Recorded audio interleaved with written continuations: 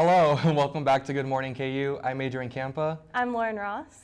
and we're here to talk about finals week. Yes, this is actually our last show. We have like one more week of school and then 1 week of finals. And then we are done and ready for summer. And I don't know about you, but today I'm pretty hungry, so I'm thinking a lot about summer and just being able to eat a lot. Go to Jimmy John's, get a turkey tom. That sounds very good. That sounds really good. What are your summer plans? My summer plans are really just to work a lot, sleep a lot, catch up on some much needed rest, and hopefully storm chase some and just hang out with family and friends. What about you? I have an internship this summer, so I will be working a lot, but it'll be a lot of fun. So is the weather going to get better this summer? It's too far out to tell about the summer, but I can tell you for the month of May, it's looking like precipitation will be above average. And I don't know if you've noticed, but the last couple days have been really stormy and wet out. Yeah, weren't we under tornado watch yesterday? Yes, we had a tornado watch yesterday, and we had a lot of thunderstorms move through the area and really statewide.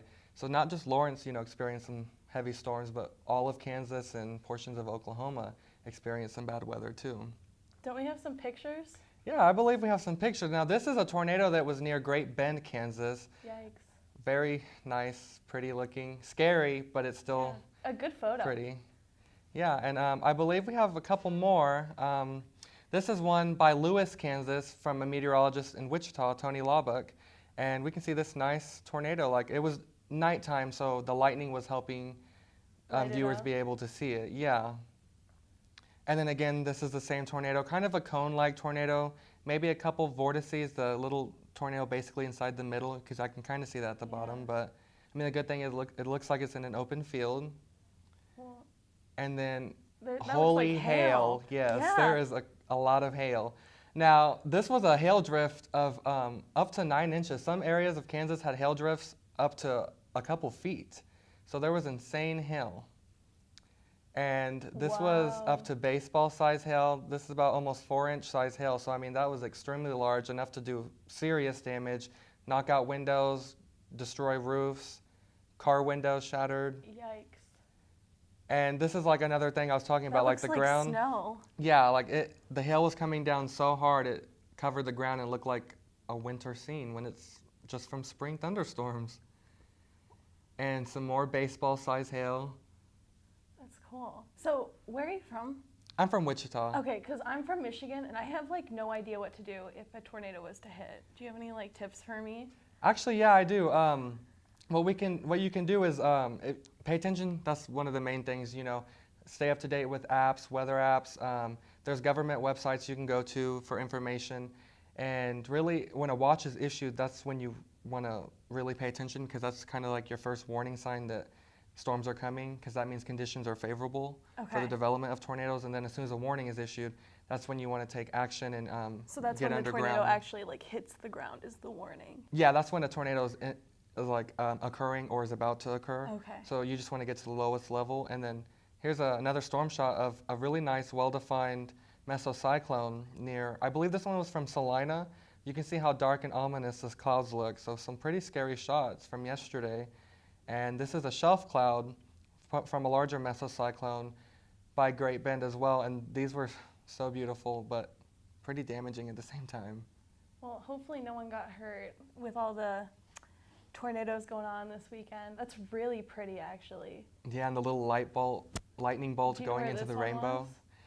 This one was near Great Bend as well. They had some really nice storm shots in the open fields. So I mean, that's good. That's where we like to see the big storms like this over open fields where they won't, potentially harm anyone. Yeah. All right, well, that will wrap it up for the hosting today. Stay tuned, and we have an interview and the news. And we'll be back to talk about more chances of severe weather coming up later with me. There's a parenting alert this morning about the danger of teens vaping. A huge surge of high schoolers using e-cigarettes or vaping.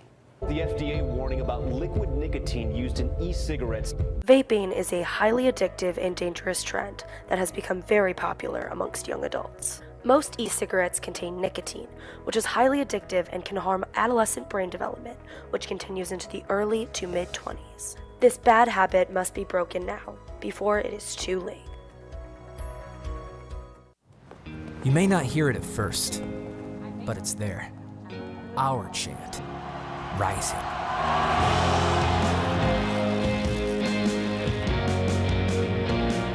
this summit, callings converge, voices unify into a chorus that sounds out for good, for greatness. Can you hear it?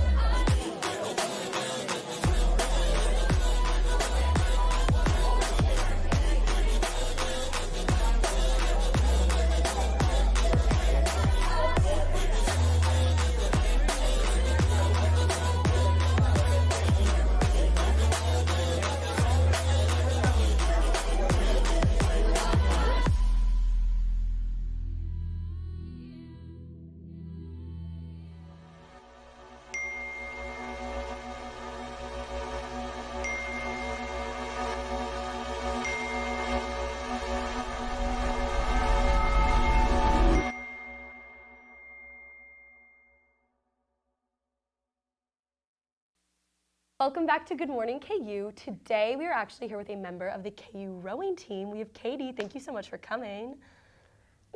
Okay, so today we're just going to talk a little bit about her experience and like how this kind of all came to be. So did you do any sports in high school? In high school, I did track and field and then singing and high school cheer. So you've always been like pretty athletic and stuff Yeah. like that. So when you came to KU, were you like rowing team, I'm into it, or was it like, how did that come to be? Well, my first year, I'm actually a sophomore, so my first year I wanted to try out for the rowing team, but I was just nervous like how my classes would be and if I could do it with like all the time that it takes up. And so I didn't try out my first year, and then my second year I said, my classes are pretty easy, I'm gonna go for it. So in August, like the second week of school, they start tryouts, and it actually goes until like late September. Oh my goodness, So they that's make crazy. a bunch of different cuts, and I actually was trying out to be a rower, but the funny thing is that when she asked me like to be on the team, she said, would you mind being a coxswain? And I was like, sure, like I don't really care as long as I'm part of the team. So I don't actually row in the boat. I sit in the front of the boat and I steer and I make calls and tell the rowers what to do. That's so awesome because it's like a totally whole different like skill set. Like I feel like when people hear rowing, they like just think of like obviously like the physicalness of it, but it's really interesting that you do like such like more like vocal like leadership role. What would you say has been like the biggest thing that you've learned, not even just about like rowing, but just like in general, like kind of like life skills from being on the team?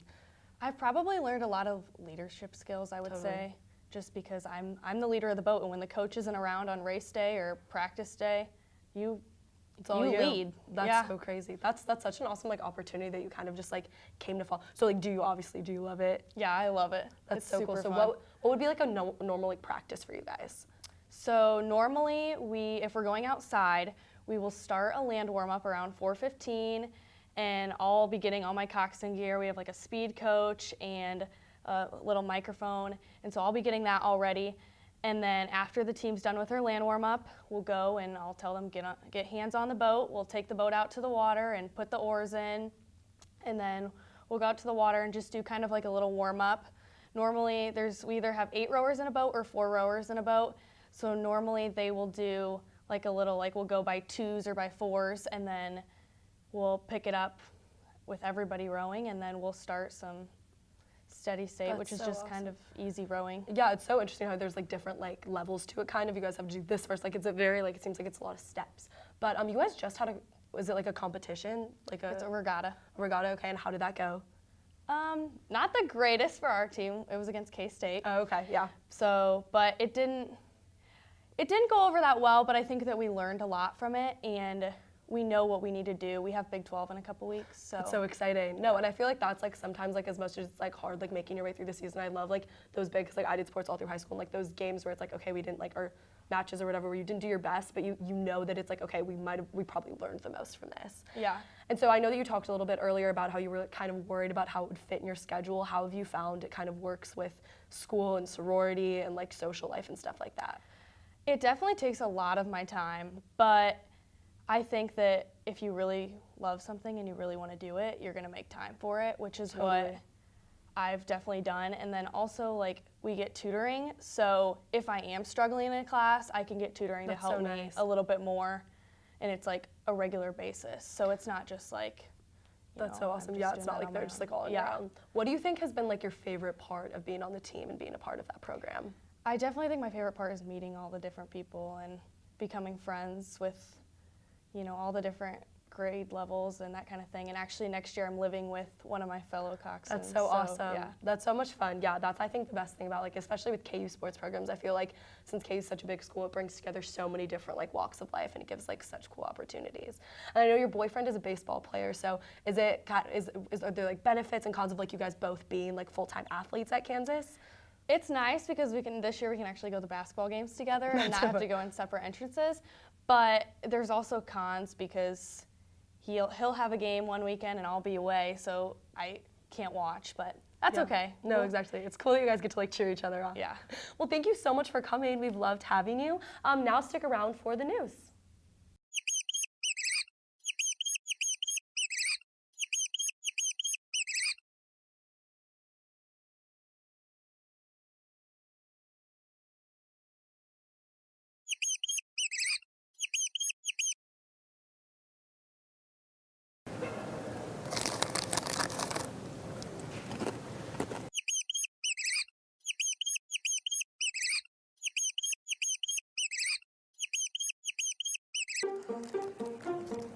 It might not seem like a big deal. But when you litter, you invite all sorts of creatures into our building.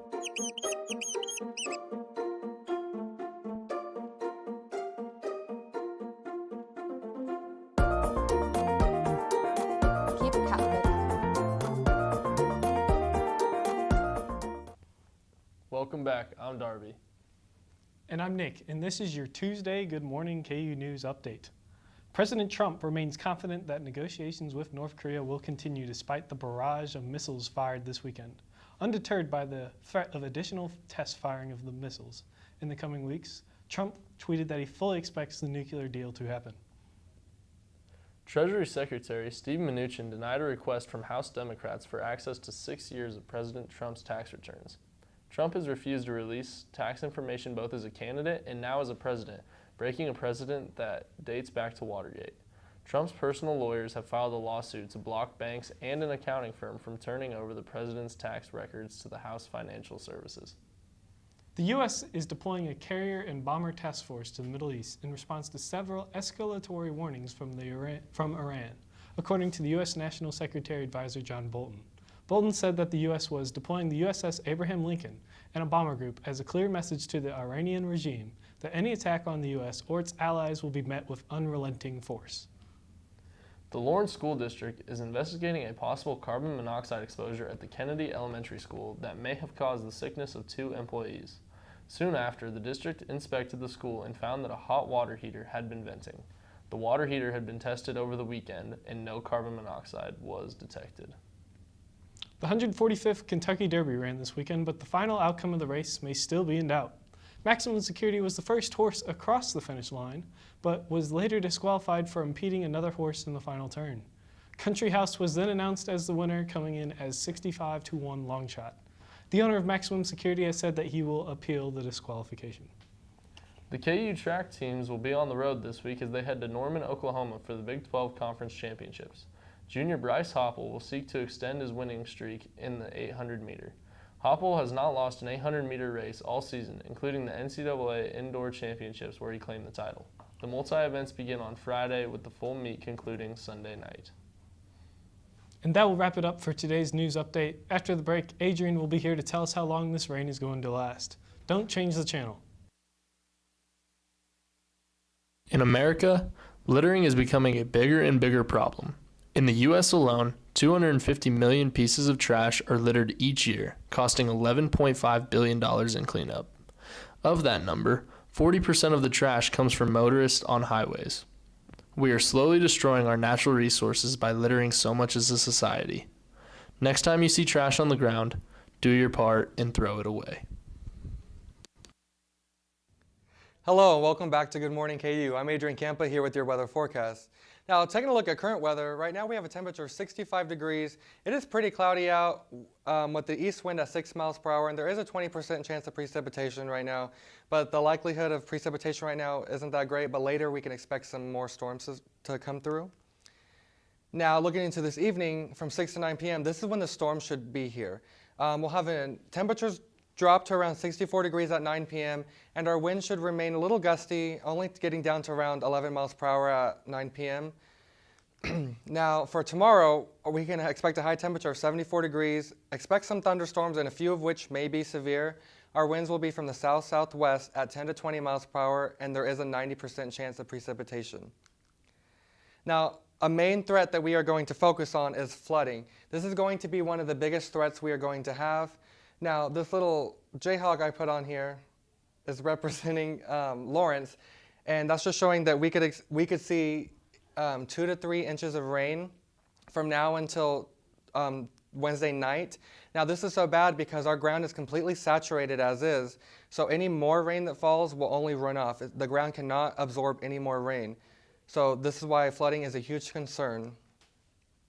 Now, our severe threat for today, we can expect some quarter-size hail and some 60-mile-an-hour winds, and lightning will also be a huge threat. Now, if you look at this map, you can see that this little bullseye down here, this is a moderate risk that has been issued because down to our south and west, we are expecting some pretty violent storms. There could be some intense, strong, long-lived tornadoes as well, but thankfully for Lawrence, it's looking like it's mostly just going to be a wind and hail event. Now, for tomorrow, we have another severe threat, and with this one, we can expect some hail to the size of potentially golf balls and winds up to 70 miles per hour, and there could be a couple isolated tornadoes. Just something we'll have to watch out for. So if you have any plans, like going to any baseball games, either today or tomorrow, you'll want to pay attention to the weather because there is that severe threat. Now, our stop day forecast for this week on Friday, we are expecting a high temperature of 63 degrees, partly cloudy skies, and wind should remain pretty light and only a very slight chance of precipitation. And now for our extended forecast. We do have the little cautions up for Tuesday and Wednesday since we are expecting those stronger storms with 90% chances today and tomorrow. But then after tomorrow, we should start to dry out and cool down a bit, only into the 50s, and then back up into the 60s for our stop day. But then cloudy again for Saturday, and then we'll also raise our temperatures a bit. And then next week's looking nice in the 70s, and we could actually start to see a more active pattern again next week. Now it's too early to tell for our finals week, but just expect that there could be some more rain showers and possibly more severe since it is May and this is our peak time to have severe weather. But just remember to pay attention to the weather for finals week since we will not have a show next week. This is our last one for the semester. And good luck to everybody on their finals, and we'll see you soon.